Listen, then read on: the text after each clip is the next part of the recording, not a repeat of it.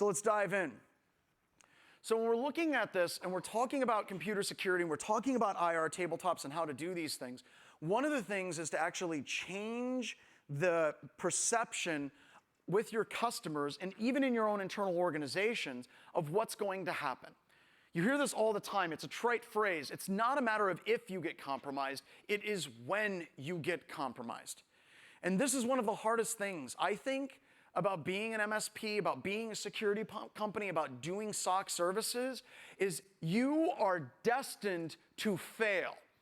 Every single one of you are absolutely destined to fail. Your customers are going to get hacked. I'm going to fail. I'm a security provider. I do SOC services for organizations. We're going to get hacked. But if we continue to try to sell the idea, if we continue to believe that we can sell a product, if we can sell a service that completely prevents people from getting compromised, we're wrong, we're lying to ourselves, and it's going to hurt us in the long run. So we need to start training our customers for the fact that there is going to be a compromise that is going to occur. Have any of you ever been blamed for a hack that you are 100% convinced was not your company's fault? I'm a little bit concerned that some hands didn't go up in here. It's like, no, every single one of them was our fault. We did that. Yeah, that was us. That was us. It's almost, I've had this conversation, like a CEO calls you and says, my computer was hacked and it's your fault. And you're like, well, what happened? Well, I received an email. Was there a warning in the email? Yes, there was an email. It said it was external and it was suspicious.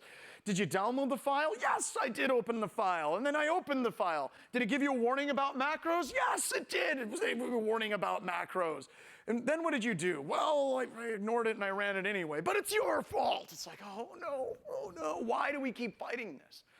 We need to get into roles, responsibilities, and authorizations, and we need to work this out. And the only way that we work this out is by doing tabletop exercises, by working through with our own internal companies how we deal with incidents with our customers, and then working with the customers for some of the larger ones, doing tabletop exercises with them to identify gaps in their architectures that allow you to sell products and services to them to fill those gaps. Because I am willing to bet almost every single one of the organizations in this room know what the right things to do are. They just can't convince their customers to actually do those things.